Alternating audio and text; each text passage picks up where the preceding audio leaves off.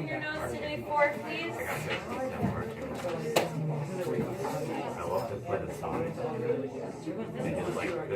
Right.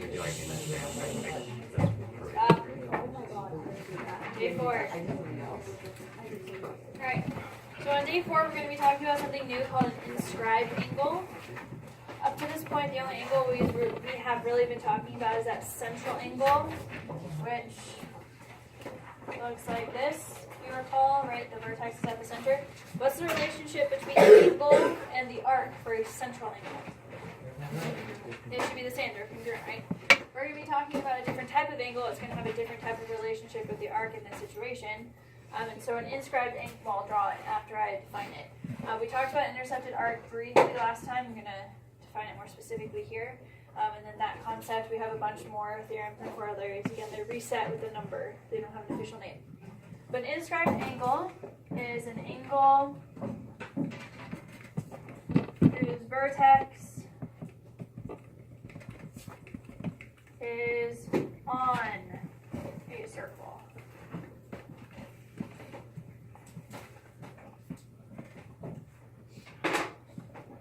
So to contrast with a central angle, the vertex was at the center. For an inscribed angle, the vertex is on the circle. So it kind of looks like that. It could be on the top of the circle, the bottom of the circle, doesn't really matter. As long as the vertex, the pointy part of the angle, is on the edge of the circle and the angle is completely contained inside. Yeah, that's inscribed.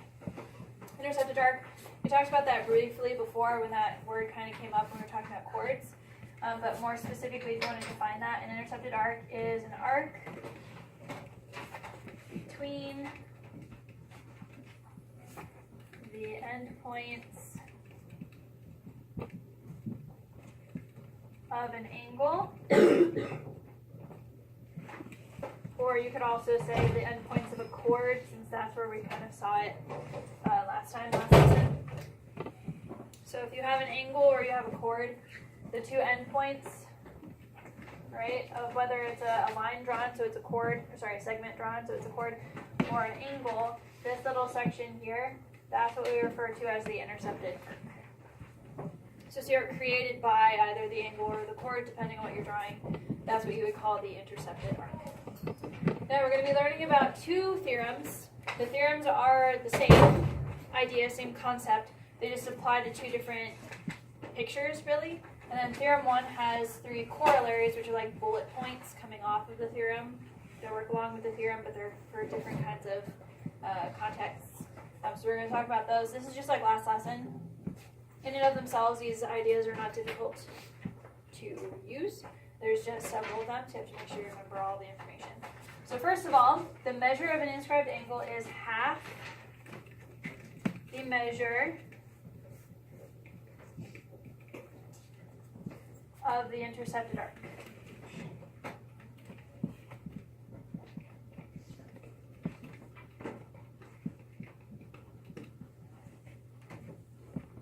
So this is where it differs from a central angle. A central angle, the angle and the arc were the same. For inscribed, the angle, which I'll call x, is now half of the arc. So if you want to think of it in terms of an equation, if you put variables there, the angle itself is going to be half of the arc this time. So if you pull the vertex out so it's no longer at the center, if you extend it a little bit more, so it's on the edge of the circle, the angle is now half the arc. So that's going to be what's going to be, that is going to be what's going to confuse you. When you guys have questions that are working between central and inscribed and you're trying to remember which one's equal or what's the relationship. So you have to remember the central angles are congruent to the arc and the inscribed are half of the arc. Now some ideas that we can get to follow through with theorem number 1. We have 3 corollaries. So the first one is if you have 2 inscribed angles, the same picture, you have 2 inscribed angles that intercept the same arc, they're going to be congruent. And these corollaries are kind of like no-duh ideas, but we write them down because they're bullet points that follow through. So what this is saying is if you have 2 different angles, and I'm sorry the colors did not translate into your guys' copy of the notes, but if you have 2 angles that share endpoints, you guys see how the yellow and the blue both have those endpoints, but they have different vertices? Do you see that? If they are using the same arc to find their value, obviously those angles have to be congruent, right? Because remember, the angle is half of the arc. But if the arc is the same for both of the angles, then the angles have to be the same value. They're half of the same arc, so they're equal to each other. So that's corollary 1. Corollary 2, an angle inscribed in a semicircle is always 90 degrees. Again, this seems like redundant. Why are we writing this down? Because we can find that just by using theorem 1. But again, that's what a corollary is. It's just kind of an offshoot of theorem number 1. So essentially what this is saying is that if you guys have a semicircle, which obviously you won't know if you do unless you have the diameter drawn, so it's kind of important in this picture. If it's a semicircle, how do you find the value of the angle? Half the arc, right? Because it's inscribed. Vertex is here. So obviously half of 180 is 90 every single time. So if you see that your inscribed angle is its intercepted arc is a semicircle, it's going to be 90, half of that. And then corollary 3. The opposite angles of an inscribed quadrilateral are supplementary. This one's not quite as common sense as the other two. I only drew one angle, but one arrow. Technically, there should be 2. Both sets of opposite angles with a quadrilateral that's inscribed inside of a circle, they would be supplementary. This kind of takes me off to this side, which has 2 different vocabulary words to describe how something can be drawn inside or outside of something else. So in those pictures, I have both a triangle and a circle. In the upper one, see how the circle is inside of the circle? Yep. So scribed is the word for draw or write, and then in is describing its position. So when something is being drawn inside of something else, you call it inscribed. Okay? However, if something is being drawn around something else, use circum as a little prefix, because it means around. So you have the drawn inside or drawn around or outside of something. And so this corollary that's talking about an inscribed quadrilateral, that means that the quadrilateral is inside of the circle. Okay, so that's just an aside of those 2 different vocabulary words, so you know what they're talking about. All right, so everybody clear on those corollaries? They follow from theorem 1. All right, theorem 2 is exactly the same concept. Okay, it's just applied to a slightly different picture. Over here, do you guys see how the vertex of this angle right here is still on the circle? Do you guys see that? The vertex is on the circle. But do you think I would call that an inscribed angle? No. What's different about this one that would make it not inscribed? Yes, so well, not exactly half, but part of it is outside of the circle. So that kind of breaks the inscribed idea. Inscribed means it's fully contained inside of something else. So this is not an inscribed angle, but because the vertex is on the circle, the way that you find the value of the angle is the same. So the measure of an angle formed by a chord, which is that part, and a tangent, which is this part. Okay, if you have a chord and a tangent meeting, the angle that they create is half the measure of the intercepted arc. Same way we finished theorem 1.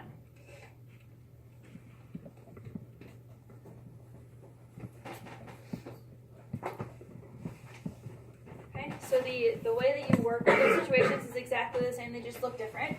So you can think of it in general as if the vertex is on the circle, the angle is half the arc. Okay, but in this situation you have to be really careful which arc you would use. So there are 2 different angles in this picture. There's this one, the one that I highlighted. So the arc you would use would be here, right? The arc that's inside of the angle. But if I had chosen to talk about this angle instead, you would then use the arc on the other side of the circle. So it's important you guys understand in that picture there are really 2 options for your angles, so you have to pay attention to what they're talking about. What's the relationship between these 2 angles, by the way? Supplementary. So that's something you'll want to remember too, might come in handy for solving a question if they give you the wrong arc and you want to solve for the other angle. Alright, so let's go through several examples. Many of these are just going to be really basic applications of these ideas. So for x, I'm looking for the measure of the arc given an inscribed angle that is 38 degrees. What's the measure of x? Right, because the angle is half the arc, so you have to multiply times 2 to make the arc bigger. If you guys get confused, if you think of half, right, the angle is half, which means that the arc is 2 times as big, right? If you're confused which one's supposed to be smaller, you can visually see, right? The arc is visually bigger than the angle, so that's a little cue you can use to remember which one's half of the other. All right, this one's the reverse. This one they gave you the angle, wanted the arc. This time they gave you the arc, wanted the angle. So how would I find x? This time you're going to divide because again, the angle is half of the arc when it's inscribed. So what would the measure of x be? So remember what direction you're going in, whether you're multiplying or dividing. Okay. What about this one? In order to find angle x, what do I need to know? For an inscribed angle, what do I need to know in order to find its value? The arc. So this is the arc I need. This is the intercepted arc for that inscribed angle. Do I currently have anything written on the arc? Can I find what the arc is equal to? Using what? What about this picture could help me find what the arc is so that then I could find x? What do I call that? What's the relationship of a central angle to the arc? Equal. So I can use the central angle to say that the arc is 132, and then if I know the arc is 132, how do I find the inscribed angle? Divide. No, wait. 61? Sorry. Ah, just kidding. No, it's only 66. Just kidding. Sorry, guys. I was very rushed before you guys came in, so my brain's a little scattered. All right. So similar to this one is this question over here. So they've jumbled around what they're asking you to find. So this time, again, we want the central angle. But still, in order to find the central angle, what do I need to know first? The arc. Right? They have a relationship. You need to know one to find the other. So I need to find the arc first. How would I do that? Okay, so they gave me the 28, which is the inscribed angle. To get to the arc, I have to multiply that times 2. That looks funny, but whatever. You multiply the inscribed angle by 2, and so what does that give you as a result? Okay, so if I use the inscribed angle, I doubled it to get the arc, which is 56.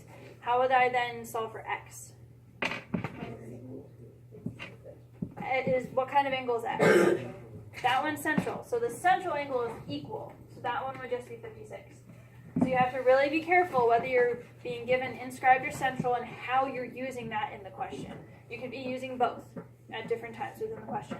So you have to be really careful you're able to distinguish the two. Questions on that first row?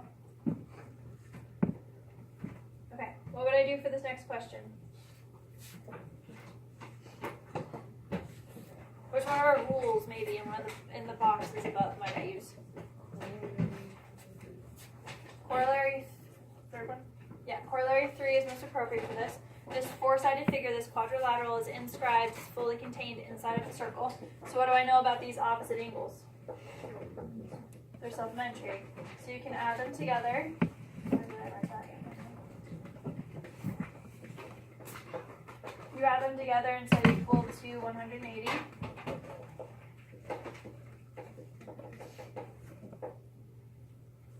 Some weird decimal. 23.25.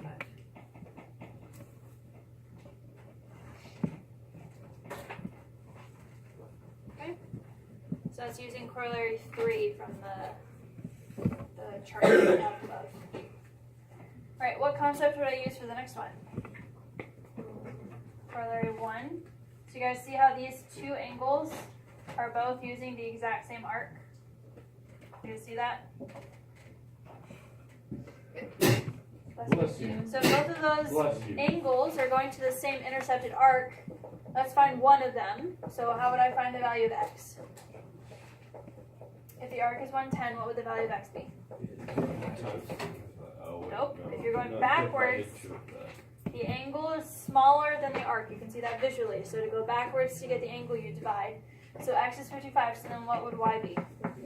Also 55. Yep. So congruent if they're going to the same arc. Alright, now this one is actually bringing in a concept from last lesson to help us out, as well as something from this lesson. So let's say you wanted to solve for x first. What would the value of x be?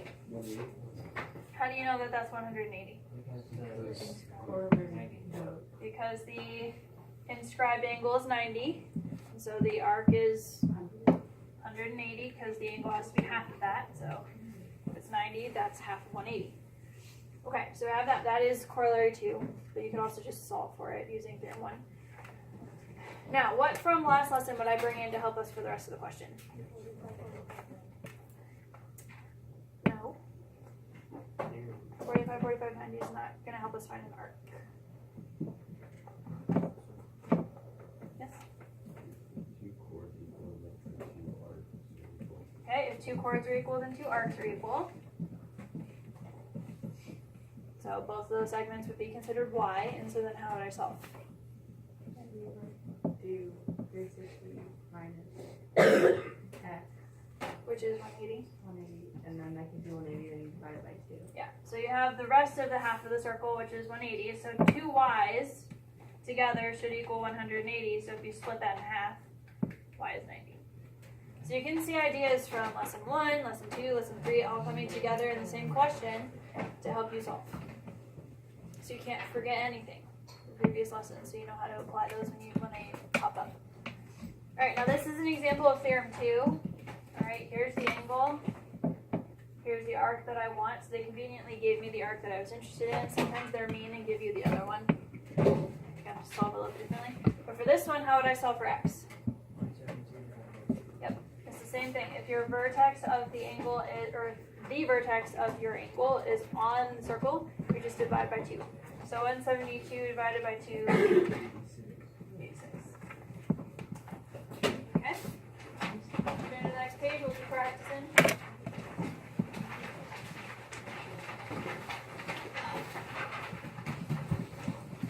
How would I solve in this next example?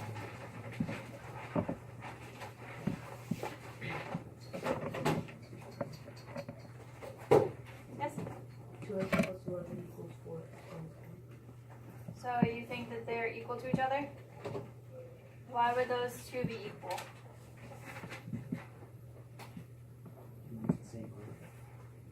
Yeah. They have the same intercepted arc, therefore the angles must be the same. Okay? So I solve x is equal to 7. So if you have 2 angles working with the same intercepted arc, then the angles themselves are equal. Alright, what about this one? Here's my angle. Its vertex is on the circle, so it's the relationship of the angle to the arc. The vertex is on the circle. The angle is? No, the relationship in general. It's half of the arc. So you divide this by 2. So you get 1. Alright, now there's a couple coming up where it's one diagram with a bunch of different variables in there. So something that I like to do is use color coding to isolate the information I'm using. So for example, if I was solving for angle 1 first, what I would do is I would highlight the angle, and then from the endpoints of the angle, I would then highlight the intercepted arc so I know what the angle and arc are that are working together. So what would the measure of angle 1 be? How big is the arc? 180 because of that dotted line being a diameter.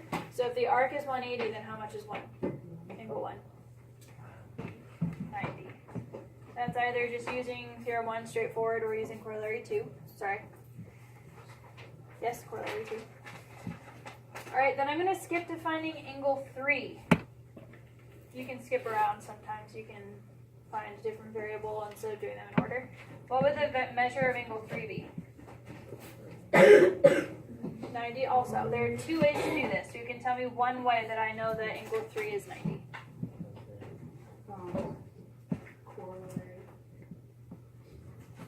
Why don't you just tell me what it says instead of what the name is? Well, What the does it say? dotted line is the diameter, so 3 is like inscribed. So you're finding it the same way as angle 1. Okay, so you have the other half of the circle is 180, so the arc is, or the angle is half the arc, blah, blah, blah. There's another way to find it too. That is accurate, but there's another way. Yes? Opposite sides of the, or opposite angles of the quadrilateral, or inscribed quadrilateral. Yeah. So this is a four-sided figure inside the circle. These are opposite angles. So if you know one, the other one's supplementary. So that's another way you can do it as well.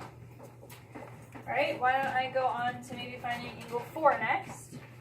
Here's angle 4. Here's the arc that it's using. How would I find angle 4? Add 60 plus 80. Which is, 140. and then how would I use that to find angle 4?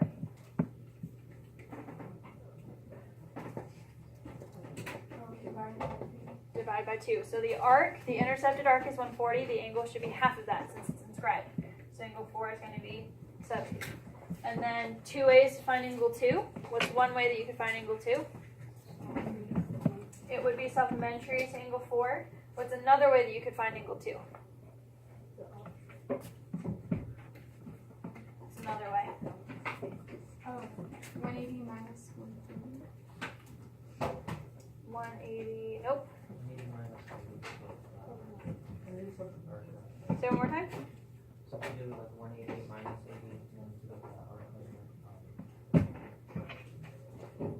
Oh, okay, you want to chop it up and then add them back together? So you can do the diameter. If this is 180, that means this part's 100, and then this part would be 120. Add them together, what's the whole? I would rather just do 360 minus 140, it's probably easier. But in order to find angle 2 the other way, you want to find the arc, the intercepted arc, which is 220, then divide it by 2 and you get 110 as well. So there's usually at least 2 ways to solve for all these questions, so just pick the one that jumps out. I'm going to let you guys try the last year on your own. Then I'll get you started on this exercise, and then you can do that on your own too. Take a second to go ahead and do this row.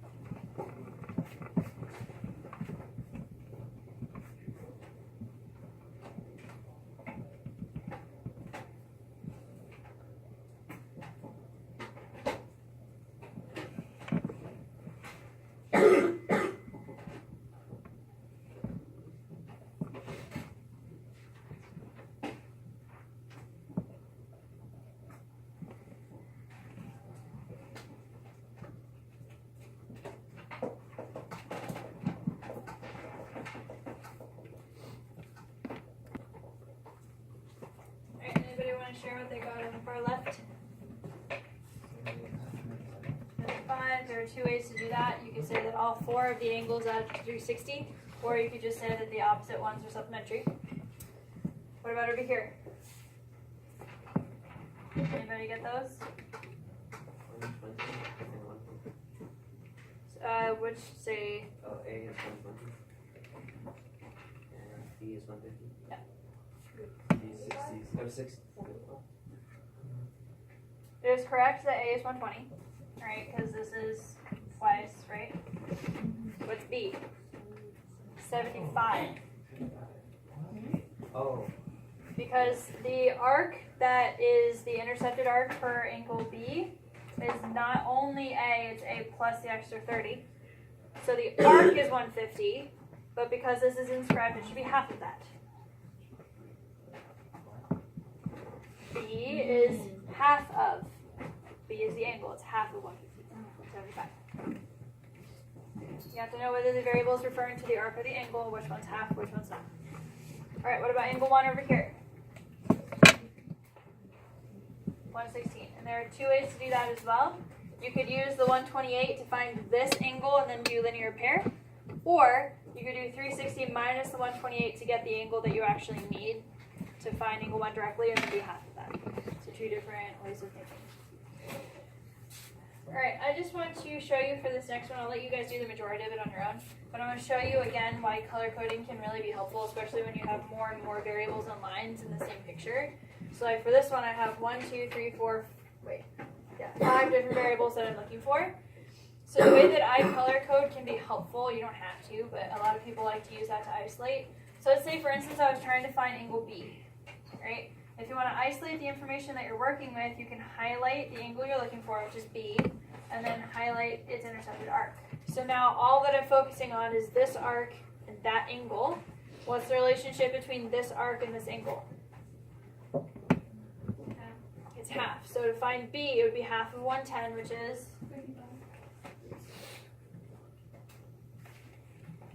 35. And then you can pick a different color, maybe. Let's say I wanted to move on to find angle A. If I trace angle A and then trace its arc, we're using D to find A. I don't know either of those two things. So I would need to think a little bit. Which one would I have to find first, D or A? I would have to find D. I can't really find A right now. I don't have a relationship I can use to do that. But I do have enough information to find D. How would I do that? 180 minus 110. Don't ever miss the fact that there's a diameter. In fact, that's probably the thing you should look for first in a diagram, is to see if you have a diameter or not. Because if you have that semicircle, it's going to come in at some point, almost pretty much guaranteed. So to find D, I would have the 180 minus 110, which makes this 70. And I'll stop talking. You can just finish the rest of that. You can keep color coding or just look at it if that's not helpful or necessary for you, but go ahead and find the other 3 variables.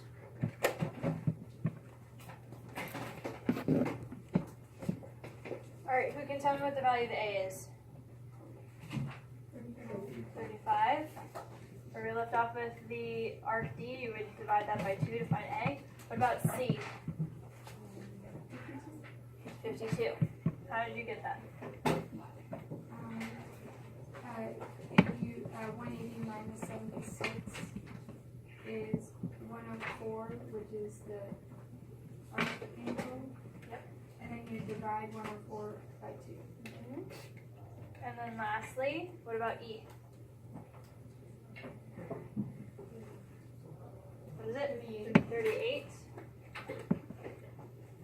76 divided by 2, the arc divided by 2 to find the angle.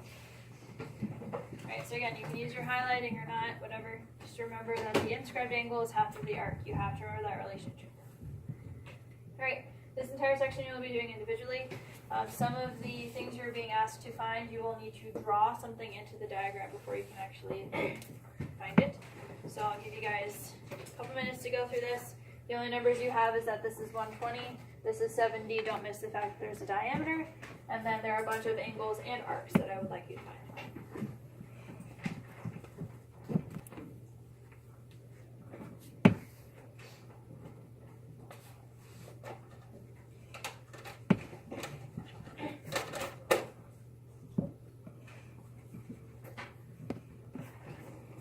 Alright, does anybody have any questions about the results that are on the screen?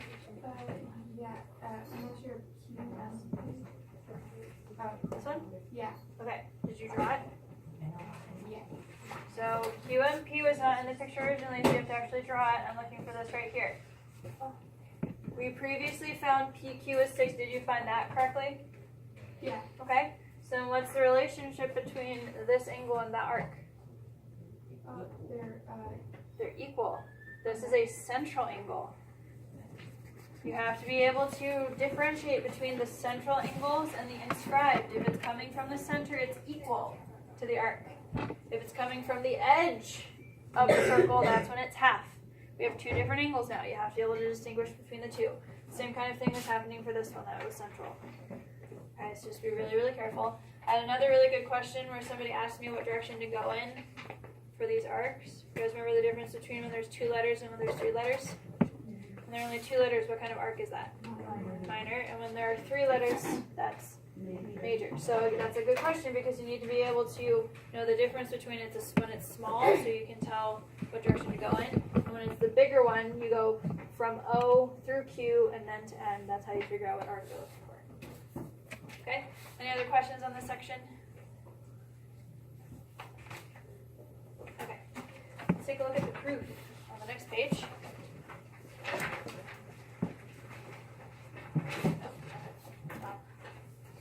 So what we're going to be doing in this proof, again, this is going to be using stuff from what we were talking about today.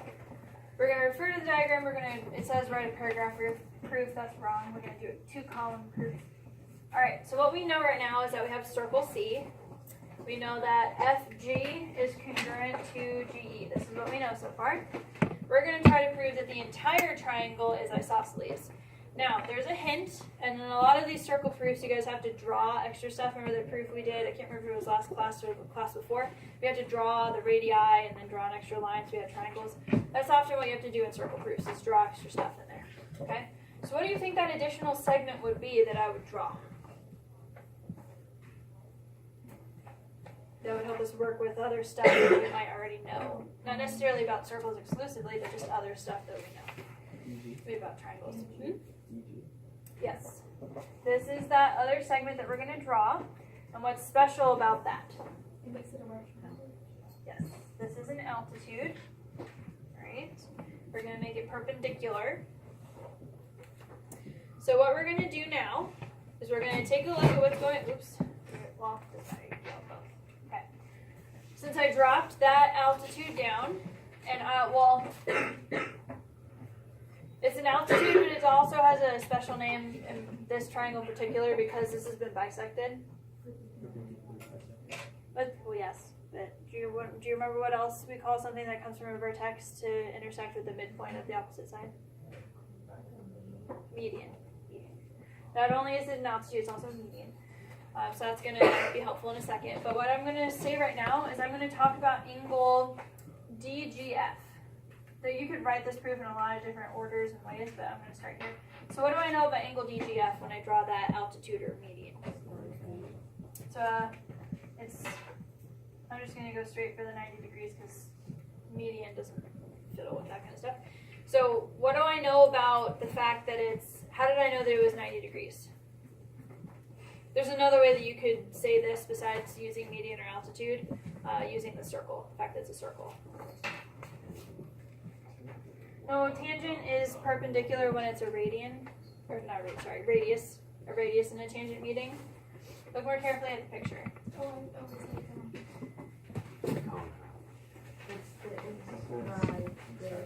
Inscribed to a semicircle, right? Is that one corollary 2, 3? 2, corollary 2. We're not going to call it corollary 2.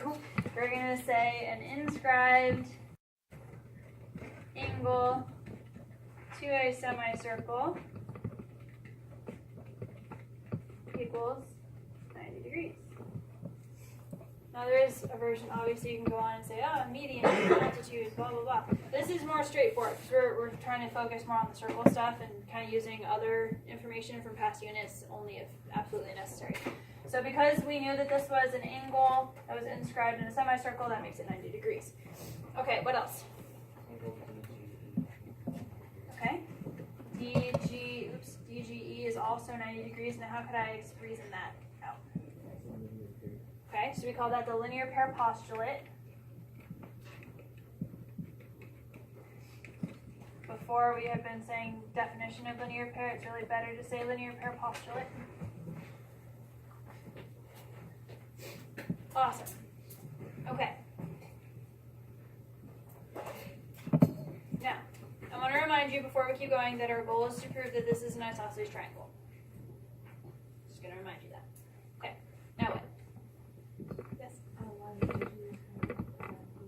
Okay, we can say DG is congruent to itself. Why? Reflexive. And I'm actually going to put that in the picture too, just so we can visually see that. Okay. Keep on going.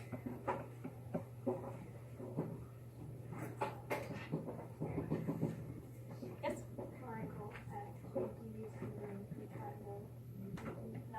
Not yet. It's not. We're missing something.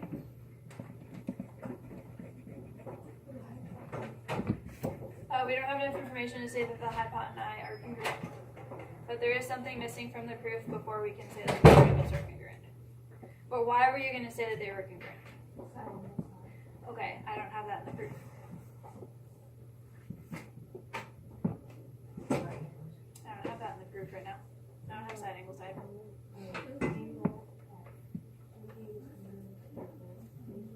Yes. You must say this for the angle part of side angle side. You had the side and then the other side, but you had not specifically said the angle bit, or you had angles that were congruent to each other. So you have to be really careful. If you're going to use that rule where you say two sides are equal and then two angles are equal and then two other sides are equal in that order, you actually have to have each of those parts in the proof. So that's going to be a substitution, because we said that they were both equal to 90 degrees first, and then we said they were equal to each other, so that's significant in the proof.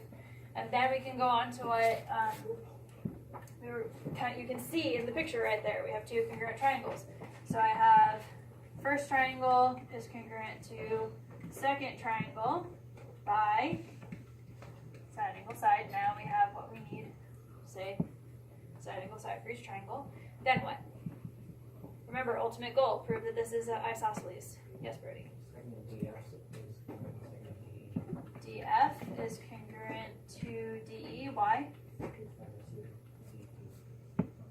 CPCTC. Corresponding parts of congruent triangles are congruent to each other. Okay? And now why would that make our triangle DEF, why would that make it isosceles?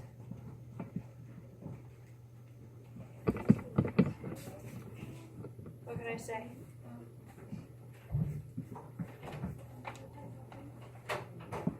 What could I say on the last line? There are two options. More specific or not?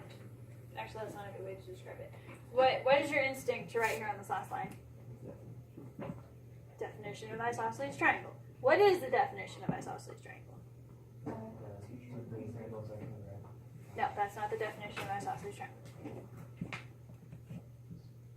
Anybody else? What is the definition of an isosceles triangle? A triangle with at least two congruent sides. So you could either say definition of isosceles triangle, or you could physically write out the triangle has two congruent sides, therefore it's isosceles, or something like that. So it's up to you. Alright, so again, just like I was saying on our previous proof that we were talking about, it most often just boils on triangles, because we know the most about triangles. We did several units on that. So, whenever you guys are working with circles, do try to use as much of that circle information that you know, about arcs, chords, inscribed angles, whatever, but ultimately it's going to boil down to triangles in most situations. Okay, last thing we're going to talk about, I saw this question and I really liked it. So we're going to stretch our brain across this one because it has a review from Unit 7 as well. So we're going to take a look at this. Okay, so in this exercise, we're going to be using the circle to prove why the Pythagorean theorem works. And we're not only going to be proving the Pythagorean theorem using circles, we're also going to use the geometric mean, like the roller coaster rule and stuff like that we saw before. We're going to bring that into the picture too on this. Alright, so this is a little fuzzy on the screen, so hopefully you guys can read it better in print. Alright, so I have three segments in the picture. I'm going to use three different colors to kind of illustrate where they are if you guys can't tell by the labeling. So A is right there, B is right here, and then C is right here. Does everybody see that in the picture? Yeah? Okay, so there are four parts to this question. First of all, I'm going to find lengths OR and PS in terms of A, B, and C. So OR is a radius. So OR is equal to what? C. Because C is also representing a radius in that picture. Okay. Then PS. PS is just this part. So it would be C minus A. C is the radius. So if you think OS minus that, so OS is a radius, C, you subtract A away and that gives you PS. Alright, so that's our first part. Then, question letter B. What kind of triangle is triangle QRS? QRS. Yes, it's a right triangle. Why? I didn't put a little 90-degree angle up there. How do you know it's a right triangle?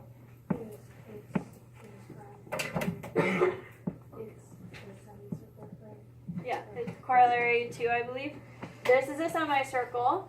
The intercepted arc of this inscribed angle right here is 180, so that makes that 90. That's bringing in stuff from this lesson. Okay, so we know that that bigger dotted line triangle is also 90 degrees. And now we're going to use the geometric mean to write an equation involving PQ, which is, what do I call PQ? The type of line. Type of line, PQ. Altitude. It's an altitude, right? So if you want to, you could draw the triangle off to the side, separate from the circle. I have this. They want us to use the geometric mean like roller coaster or Splash Mountain to write an equation involving PQ. So, you can tell me what we might do using Splash Mountain. We're not going to use roller coaster roll because we don't know the legs, so this is just Splash Mountain.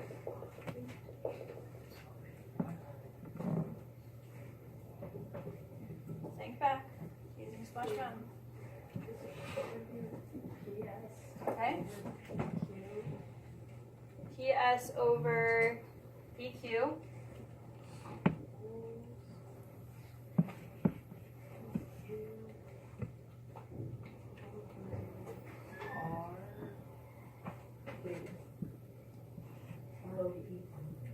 Yes. Now, we have the segments written as they would appear in the triangle. Now I'm going to turn this into A, B, and C, like the variables instead of the names of the segments. Okay? Does everybody understand how we just did this? Splash Mountain? Yeah. Okay. Now I'm going to turn this expression so it's only using A, B's, and C's, and that's how we're going to evaluate the Pythagorean theorem. Okay? So how can I rewrite segment PS? What is that in terms of? Okay. And then what about PQ? B. Another B for PQ, and then what do I call RP? C plus A. Because R to O is C, it's another radius, and then I add the A on to get all the way over to P. Alright, so now how would I evaluate this? Cross multiply. So I cross multiply this, becomes B squared. And then how would I multiply these two? Let's write it out, just like this. Oops. How would I multiply those? FOIL. Okay, so I have B squared, and then just to review FOIL, alright, so first times first, so what would my first term be? C squared, and then the outer, so C times A. And then inner, negative A times C. And then last, negative A times A. Okay, simplify it algebraically. This remains B squared. What happens to the CA and the negative CA? They cancel. So this becomes C squared minus A squared. Now how do we usually see a Pythagorean theorem written?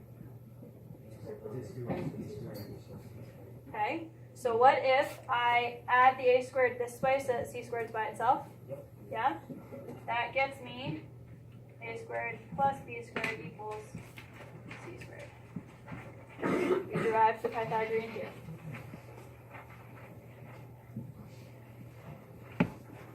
You can use circles. We did all of that just based on what we knew about circles and then using geometric mean to evaluate the Pythagorean theorem. Pretty cool. I like